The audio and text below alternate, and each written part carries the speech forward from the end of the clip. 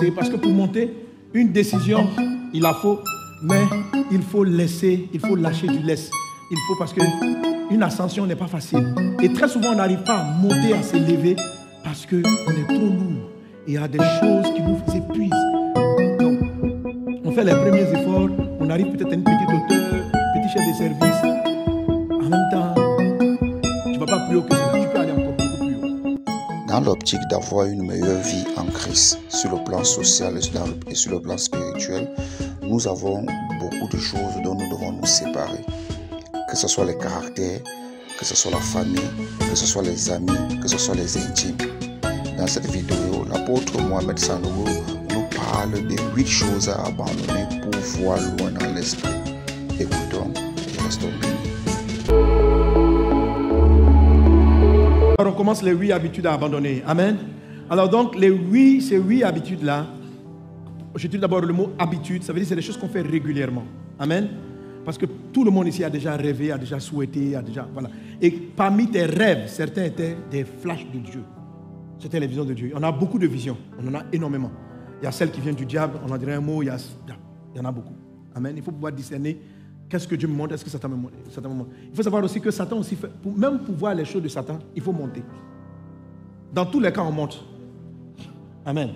Mais il y a la montagne, il y a la tour de Satan, ou la montagne de Satan, il y a la tour de Dieu. Ok? Dans le livre de Matthieu chapitre 4, quand Satan voulait corrompre Jésus, la Bible dit, le diable a mené Jésus sur une montagne très haute. Et en un instant, il lui a montré les royaumes de la terre. Voilà. Donc, il lui a donné aussi une vision. Et ça, donc, voir n'est pas seulement, c'est pas seulement Dieu qui vous donne la vision, mais c'est important, même pour les esprits impurs, de donner le voir.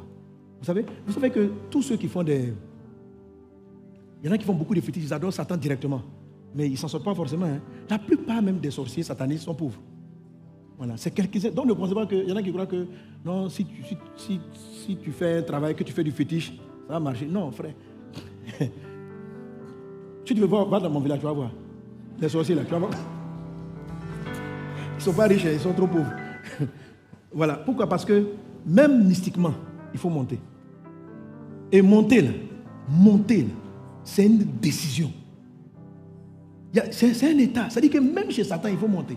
Ça dit qu'il y a une mentalité qui est en toi qui fait que tu prends le chemin de l'ascension. Monter là, c'est une décision. On ne monte jamais par accident. Voilà. Tu ne trouves pas quelqu'un qui se promène comme ça? Là. Et puis un coup, il est au sommet. Frère, le sommet requiert un travail de tes muscles et de tes mollets qui vont t'expliquer que tu n'es pas en train de descendre. On descend par accident. Mais on monte. Parce qu'on l'a voulu. Alléluia. Amen. Monter va attirer vers vous les bonnes connexions. La Bible dit en Matthieu chapitre 5 verset 1, Jésus est monté sur la montagne, les disciples se sont approchés. Quand vous allez monter, vous attirez les bonnes connexions. Plus vous montez, plus vous attirez les gens qu'il vous faut. Amen. La Bible dit Jésus est monté sur la montagne pour parler et voyant la foule, Jésus monta sur la montagne. Non, avance, revient. Voilà, Jésus monta sur la montagne et après qu'il se fut assis, ses disciples s'approchèrent. Il n'a même pas appelé quelqu'un. Les gens qui vont aider, tout ce que Dieu a mis ton âme, Dieu t'a mis à cœur de faire, ils sont attirés comme un aimant vers toi. La personne qui va, c'est-à-dire qu'il y a toujours quelqu'un, chacun des 12 apôtres était une personne qui devait permettre au ministère de Jésus de se répandre à travers le monde.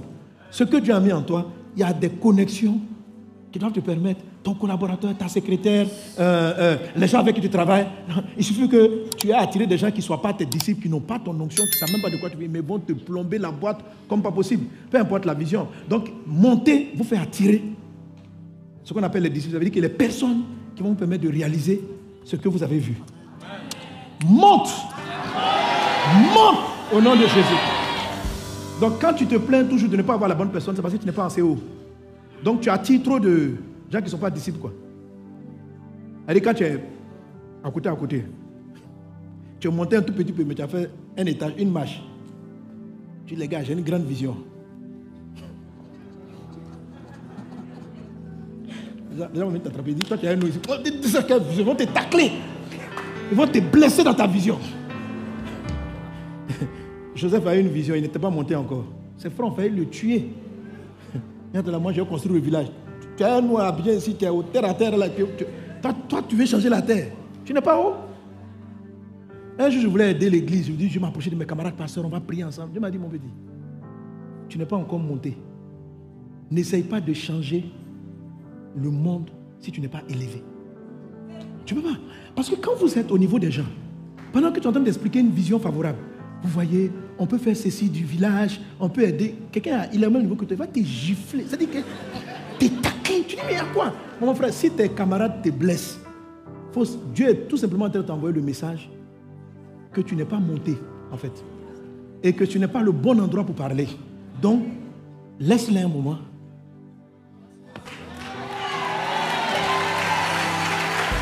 Amen. Monte.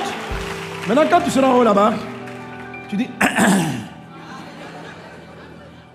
ceux qui veulent te gifler, tu es trop haut pour eux. Ceux qui veulent te blesser. Et maintenant, ceux qui sentent que là où tu es, c'est ça leur vie. Tu vas voir qu'ils vont monter aussi. Quand Jésus est monté, les disciples, il y avait une grande foule qui était en bas. Ceux qui ne sont pas disciples disent, qui va gravir les montagnes? C'est quelle affaire? Ceux qui sont à lui sont montés. Tes collaborateurs vont monter. Les gens vont faire un effort. Les gens que Dieu envoie dans ta destinée vont aussi commencer à monter sur la montagne. Quand on dit qu'ils se sont approchés, ça veut dire qu'eux aussi ont commencé à monter. Ils n'ont peut-être pas atteint le sommet, mais ils ont commencé à monter pour être à côté de Jésus en haut.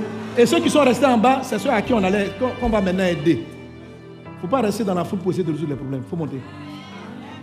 Est-ce qu'on est ensemble? Viens, voisin, monte! Donc il y a énormément d'avantages à monter. Quand tu montes, tu vois. Quand tu montes, tu entends bien. Quand tu montes, tu surclasses et tu surpasses tous tes ennemis. C'est pourquoi dans les chants, je dis, la main de Dieu est sur moi. Il m'a mis sur ses épaules. Quand tu es sur les épaules de Dieu, tu peux franchir tous les obstacles. Que cela soit ton partage au nom de Jésus. Que ce message que je prêche te donne la force de monter au nom de Jésus-Christ de Nazareth. Alléluia. Alors, quelles sont les habitudes que vous devez laisser? Parce que pour monter, une décision, il la faut, mais il faut lâcher du lest. Il faut, parce que une ascension n'est pas facile. Et très souvent, on n'arrive pas à monter, à s'élever, parce qu'on est trop lourd. Et il y a des choses qui nous épuisent. Donc, on fait les premiers efforts, on arrive peut-être à une petite hauteur, petit chef de service. En même temps, tu ne vas pas plus haut que cela. Tu peux aller encore beaucoup plus haut. Amen. Si tu enlèves certaines choses que tu fais régulièrement. OK? Alors, la première de ces habitudes, c'est abandonne le péché. Péché. Si tu n'abandonnes pas le péché, tu vas monter sur la montagne du diable.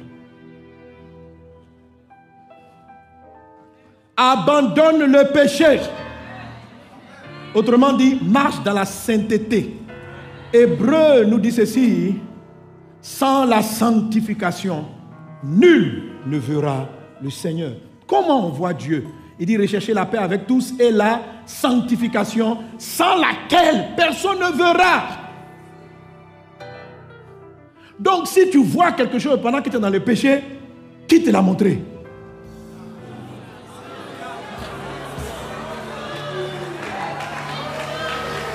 Amen. Si tu montes pendant que tu vis dans le péché, fais très attention. Tu peux être en train de gravir la montagne de Satan. Qu'est-ce qu'il a montré à Jésus? Les rois de la terre. Ça veut dire que ceux sur la terre qui prospèrent, qui réussissent, mais eux tous, leur royauté est entachée de sang. Les rois de la terre, c'est qui? Ce sont des dictateurs. Les rois de la terre à l'époque de Jésus, qui étaient-ils? Ce sont les gens dont la richesse vient des sacrifices, de vie. Et c'est ce modèle-là que Satan a montré à Jésus. Moi, je peux te donner cela. Quand vous n'êtes pas réellement né de nouveau, Satan va vous donner des modèles de succès, de réussite attachés à l'adultère, à la perversion, attachés au péché. Satan peut vous montrer la richesse, mais attaché à l'orgueil personnel. Ce n'est pas ce que Dieu montre. Qu'est-ce que tu vois? Parce que tu dis, la nuit a dit de voir, mais je vois 50 Rolls Royce. Mais c'est quelle vision ça? Ça dit que toi tu te vois dans les voitures en train, mais c'est une vision qui, quand tu la vois même là, elle est attachée à l'orgueil. C'est pas Dieu. C'est pas Dieu. Est-ce que Dieu peut donner les Rolls Royce? Oui. Mais pas dans un esprit de dire que je suis le meilleur.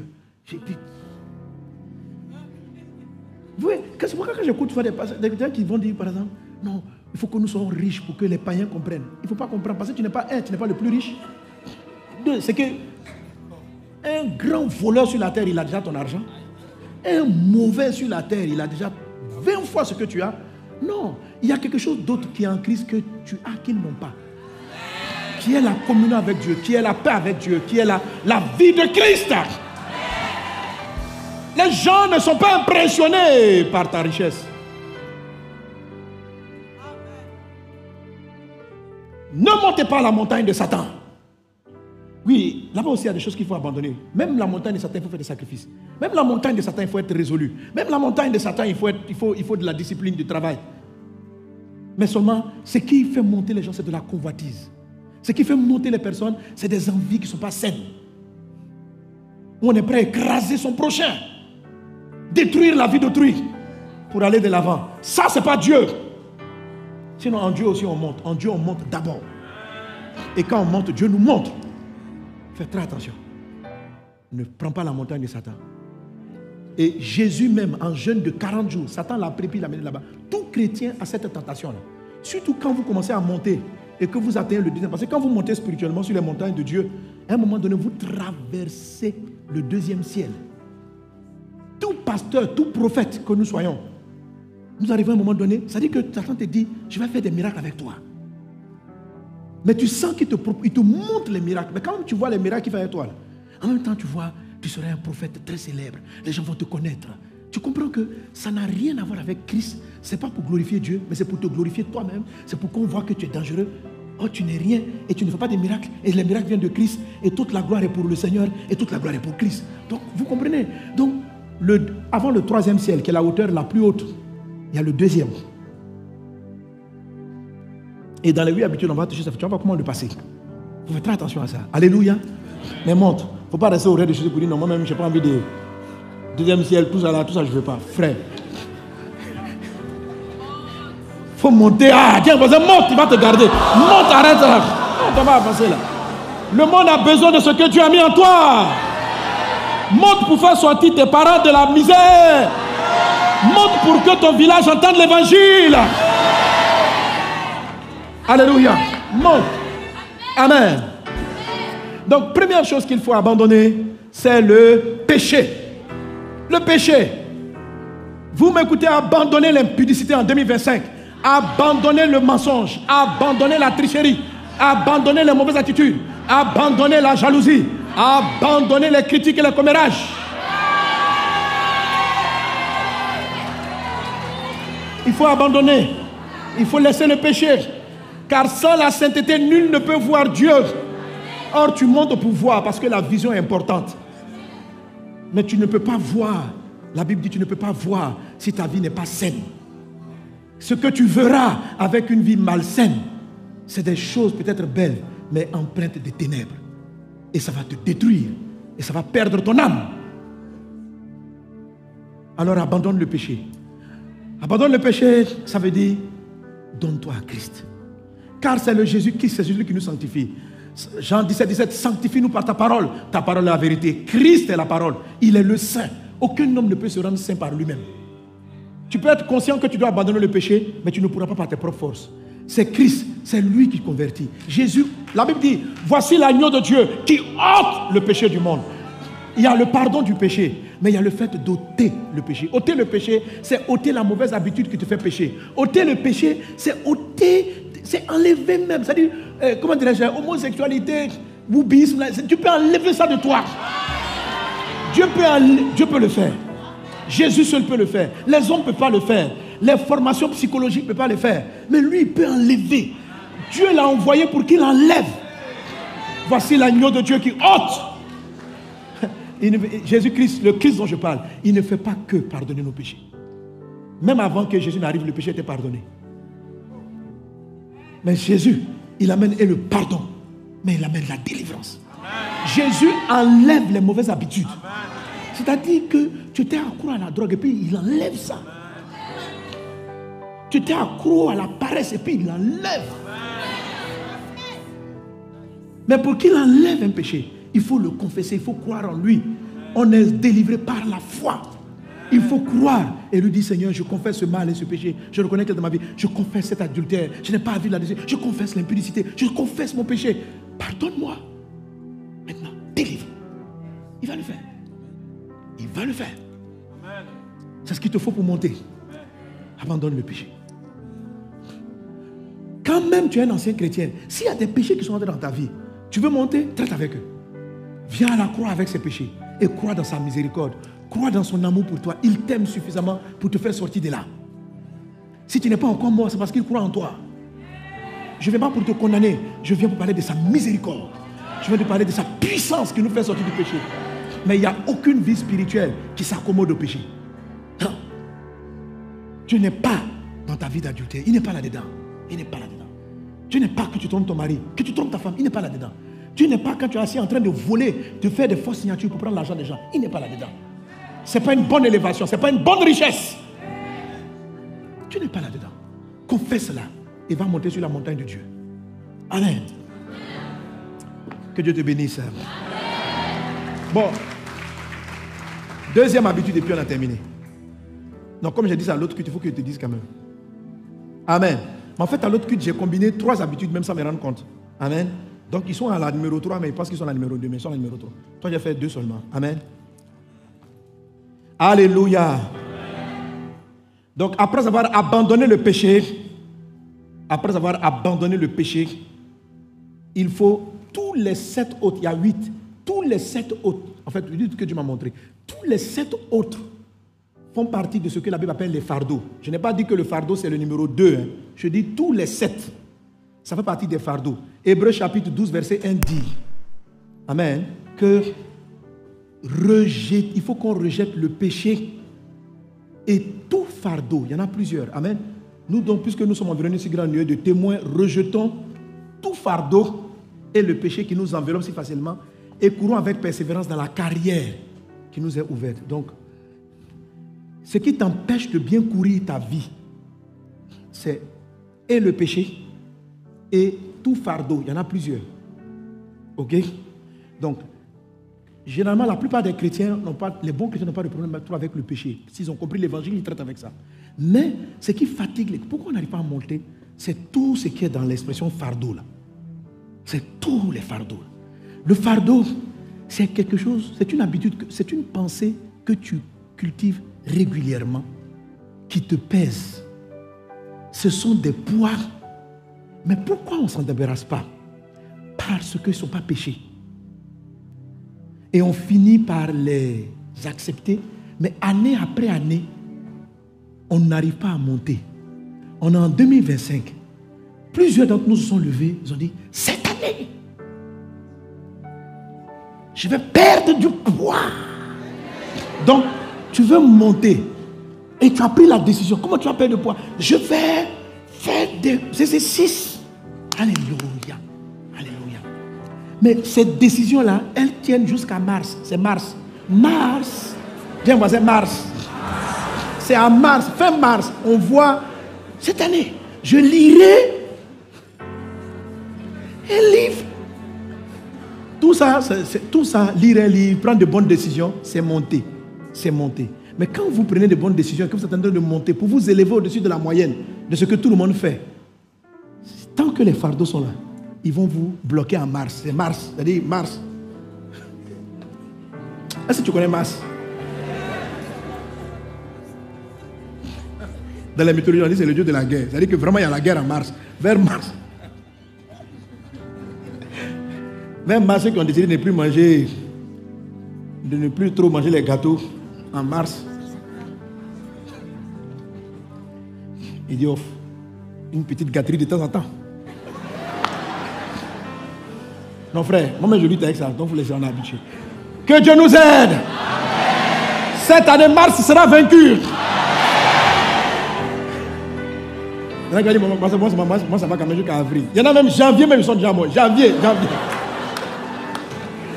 À force des choix en janvier, même, il ne prend même plus de résolutions. Il dit, mon frère, ce qui va arriver va arriver. Hein? Elle dit, on est déjà, c'est bon comme ça. Il faut prendre la décision de monter en janvier, février, mars, avril, jusqu'à la fin. Tu vas monter. Amen. Mais il faut enlever les mauvaises habitudes. Alléluia. Amen. La deuxième, donc on est dans les fardeaux, on n'est pas dans les péchés, c'est pourquoi il faut faire attention. La deuxième, je l'appelle, c'est l'habitude, écoutez-moi très bien, c'est l'habitude de voir et de focaliser son attention sur ce qui ne va pas dans un environnement. Hein? C'est un fardeau, c'est-à-dire,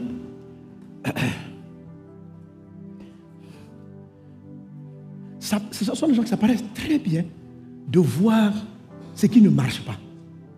Ce qui ne marche pas. Ce qui est anormal. Mais si ton âme regarde trop ça et que ça te fait trop mal, ça devient un fardeau qui détourne ton regard de ce que Dieu fait et qui attire ton attention sur ce qui ne va pas. Or, tu n'es pas en train d'aller vers ce qui ne va pas. Tu es en train d'aller vers ce qui va. Fais très attention. Donc, pour nous corriger ce qui ne va pas, est quelque chose qui est correct. Mais lorsque ça devient une habitude et qu'on est tout là-dessus, c'est un poids qui empêche d'avancer. Le deuxième fardeau, le premier c'est péché, c'est pas un fardeau, c'est un péché. Bon, c'est un péché aussi, c'est un fardeau aussi. Mais la deuxième chose, c'est prêter attention et prendre l'habitude de tout ce qui ne va pas. Tu es dans ta maison. Si tu vois ce qui ne va pas, même quand ce qui va arriver, tu ne le verras pas. Si tu prêtes attention à ce qui ne va pas, si tu as demandé, si la grâce d'un mari meilleur arrive, quand il commence à changer, tu ne le verras pas. Tu verras toujours ses défauts. Parce que tu t'es habitué à voir ce qui ne va pas. Tu es spécialiste de voir what is wrong.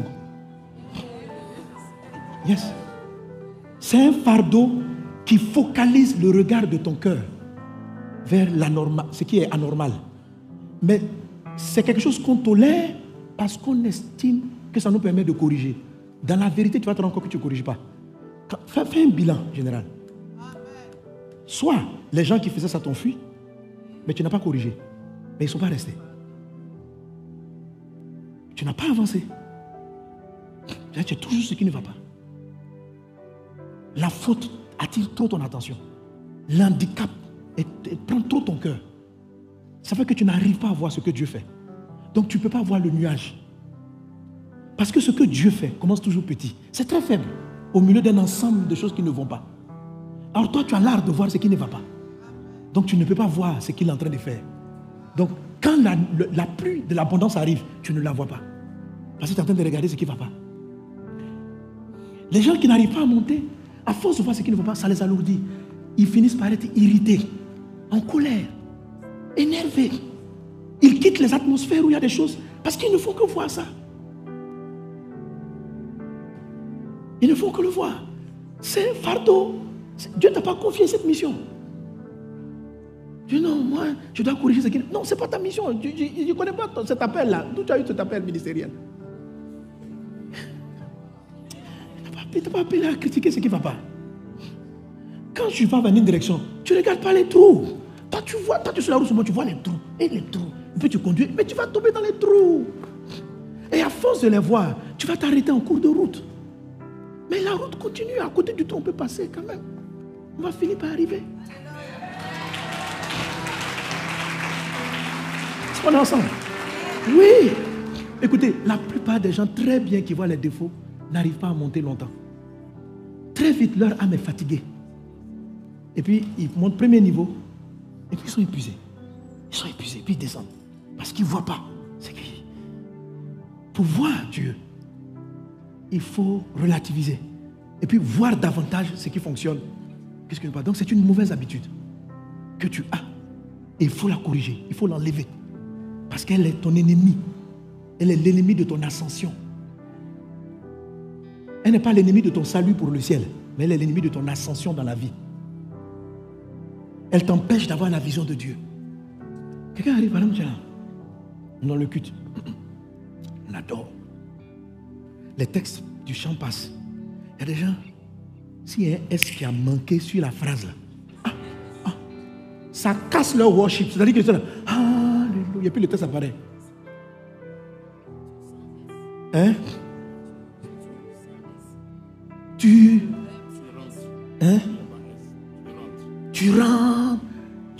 rentres. Le gars, il veut S. Qu'est-ce qu'il y a? Pourquoi il n'y a pas S? La traduction est coupée. Mais est-ce que tu n'as pas remarqué que Dieu était présent dans la salle? Tu n'as pas remarqué qu'il y avait une onction? Donc, à cause des S, à cause de S, Dieu dit, mais oui, le S ne va pas, mais le reste, ça va. Non. Moi, je ne peux pas comprendre. Le français, il faut le respecter. Le français, ils sont peut-être à l'école ou quoi. Mais des gens qui sont là, les images sont vues à travers le monde. Et puis, toi seul, tu t'énerves. Toi seul, tu te fâches. Et toi seul, tu es en train de perdre du temps sur quelque chose qui n'enlève pas la gloire de Dieu. C'est très important qu'on mette les S. Mais si on n'a pas mis, Jésus est là.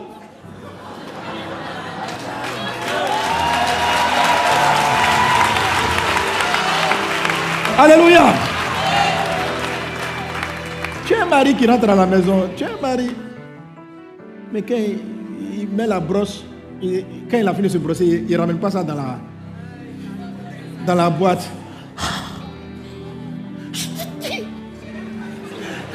Il faut mettre.